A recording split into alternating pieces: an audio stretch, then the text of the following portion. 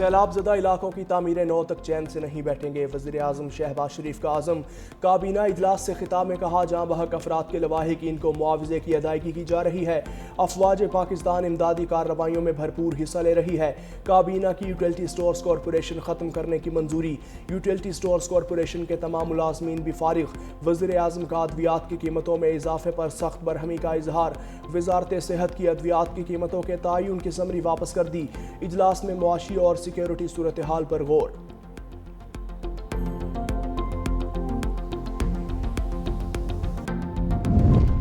کوئی ترم خان بھی بارش نہیں روک سکتا، میئر کراچی مرتضی وہاب کا مخالفین کو چیلنج۔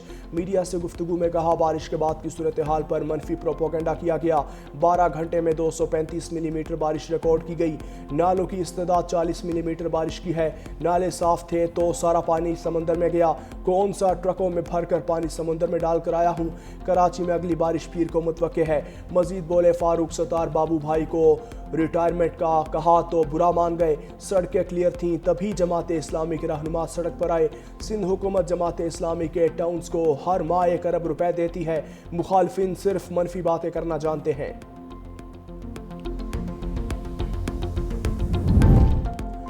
گلگت بلتستان کو نئی تباہی کا سامنا، غزن میں گلیشیئر پھٹنے سے پھر سیلاب آ گیا۔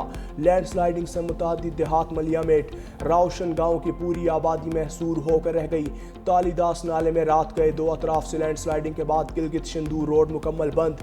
پاک فوج کی ریسکیو ٹیمز علاقے میں پہنچ گئیں، ہیلی کاپٹر کی مدد سے پہاڑی پر پھنسے 100 افراد محفوظ مقامات پر منتقل۔ دریائے خزر جھیل میں تبدیل ہونے کے بعد پانی آبادی میں داخل، امدادی کارروائیاں جاری۔ گوپس میں گلیشیئر پھٹنے کے بعد پاک فوج نے فوری ریسکیو آپریشن شروع کر دیا۔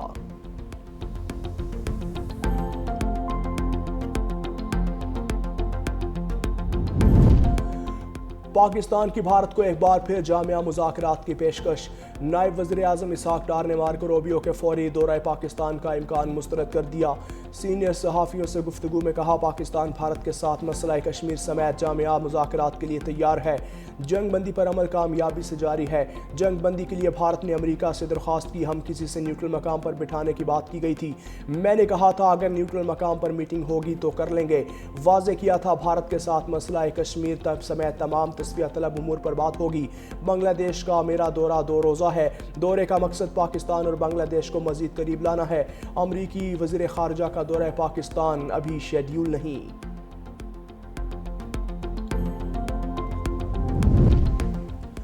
فیلڈ مارشل سید عاصم منیر سے چینی وزیر خارجہ وانگ جی کی ملاقات، علاقائی سلامتی اور باہمی دلچسپی کے امور پر تبادلہ خیال۔ ملاقات میں علاقائی اور بین الاقوامی فورمز پر تعاون بڑھانے پر اتفاق۔ ISPR کے مطابق چینی وزیر خارجہ نے پاکستان کے خود مختاری اور ترقی کے لیے چین کی غیر متزلزل حمایت کا یقین دلایا۔ فیلڈ مارشل نے چین کے مستقل تعاون پر شکریہ ادا کیا۔ ملاقات کا اختتام خطے میں امن، استحکام اور خوشحالی کو آگے بڑھانے کی مشترکہ عزم کے ساتھ ہوا۔ چینی وزیر خارجہ وانگ جی واپس وطن روانہ۔ گزشتہ روز چینی وزیر خارجہ نے صدر مملکت اور وزیر اعظم شہباز شریف سے الگ الگ ملاقات کی۔ چینی وزیر خارجہ نے پاکستان کو آئرن کلاڈ فرینڈ اور آل ویدر پارٹنر قرار دیا۔ بھارت نے بغیر ثبوت پہلگام واقعے کے الزامات لگائے، وفاقی وزیر اطلاعات عطا اللہ تارڑ کی میڈیا سے گفتگو، کہا مارکہ حق میں کامیابی سے دنیا کے نقشے پر ایک نیا پاکستان ابھرا، ہم نے پاکستان کے خلاف بیانیے کی جنگ میں بھی کامیابی حاصل کی۔ فیلڈ مارشل نے مضبوط حکمت عملی بنائی، فضائیہ نے بھارتی طیارے مار گرائے، بھارت نے جھوٹ اور پروپیگنڈا پھیلایا جس پر دنیا نے مذاق اڑایا۔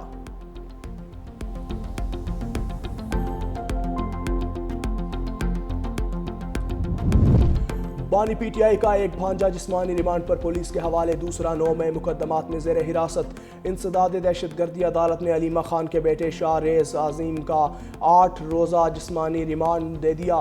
ایڈمن جج منظر علی گل نے محفوظ فیصلہ سنا دیا۔ علیمہ خان کے دوسرے بیٹے شیر شاہ کو بھی رہائش گاہ کے قریب سے حراست میں لیا۔ خاندانی ذرائع کے مطابق گرفتاری سادہ کپڑوں میں ملبوس افراد نے کی۔ علیمہ خان نے میڈیا سے گفتگو میں کہا، ہم گرفتاریوں سے ڈرنے والے نہیں، ظلم کی رات ختم ہو کر رہے گی۔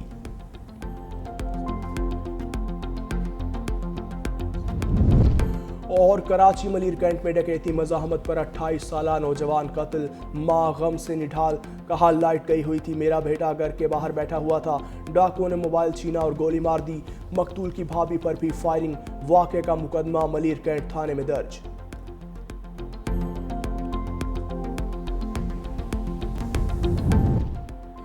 سندھ حکومت کا 10,000 ای موٹر بائک اسکیم کا اعلان، صنعتی ورکرز خواتین میں 10,000 الیکٹرک بائکس تقسیم کی جائیں گی۔ ورکرز ویلفیئر بورڈ نے مفتی بائک اسکیم کے لیے رجسٹریشن شروع کر دی۔ 20 سے 45 سال عمر کی خواتین صنعتی ورکرز اسکیم کے لیے اہل ہوں گی۔ خواتین ورکرز کو ای بائکس پور اندازی کے ذریعے دی جائیں گی۔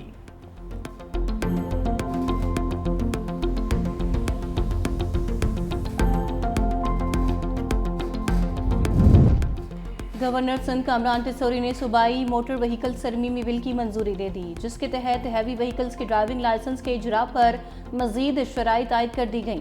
ایل ٹی وی اور ایچ ٹی وی لائسنس کے لیے پری لائسنس ٹریننگ کورس لازمی قرار دے دیا گیا۔ ڈرائیورز کے لیے ڈی میرٹ پوائنٹ سسٹم کی منظوری دے دی گئی۔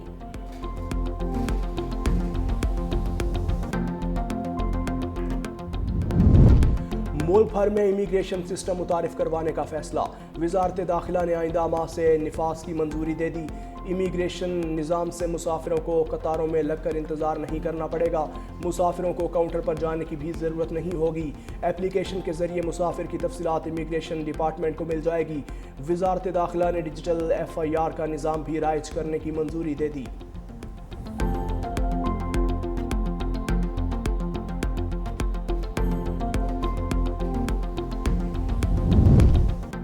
سیکیورٹی اداروں کی راولپنڈی اور حسن ابدال میں کامیاب کارروائیاں، فتنہ الخوارج کے 4 سہولت کاروں کو گرفتار کر لیا۔ ملزمان نے 11 اگست کو سوشل میڈیا پر ویڈیو کے ذریعے راولپنڈی اور حسن ابدال میں کارروائیوں کو دھمکی دی تھی۔ ویڈیو بنانے کے لیے استعمال ہونے والی گاڑی بھی برآمد کر لی گئی۔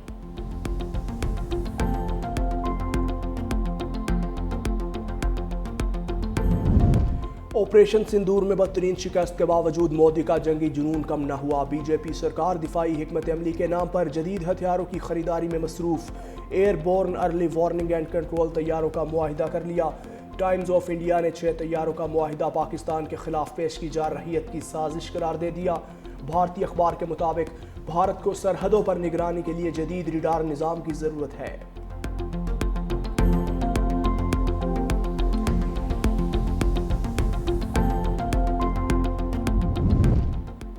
ہم نے چین کی AI کا کامیابی سے مقابلہ کیا۔ امریکہ الیکٹرک جہاز بنانے پر کام کر رہا ہے۔ امریکی صدر کا واشنگٹن DC کے دورے کے بعد خطاب، کہا سعودی عرب، قطر، UAE سے $5 ٹریلین کی سرمایہ کاری لایا۔ 1 سال قبل امریکہ کی حالت انتہائی خراب تھی، اب امریکہ پہلے سے زیادہ بہتر ہے۔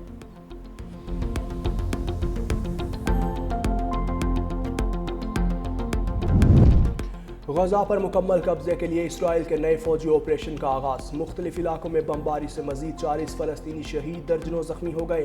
خان یونس میں اسرائیلی فوجی مرکز پر حماس کا حملہ، اسرائیلی ٹینک تباہ، متعدد اسرائیلی فوجی ہلاک کرنے کا دعویٰ۔ ادھر غزہ کے بچوں پر اسرائیلی مظالم کے خلاف سویڈن میں بچوں کا احتجاج، بچوں نے فلسطین کے حق میں نعرے لگائے۔ اسرائیلی قبضے کے منصوبے کے خلاف غزہ شہر میں فلسطینیوں کا احتجاج، مظاہرین نے جنگ رکو اور نسل کشی بند کرو کے نعرے لگائے۔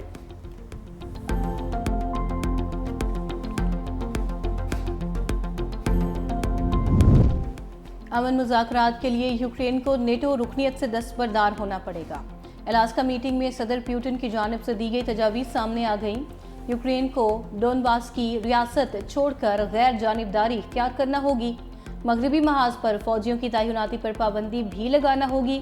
بدلے میں روس خیرسون محاذ منجمد کر دے گا اور معمولی فتوحات سے بھی دستبردار ہو جائے گا۔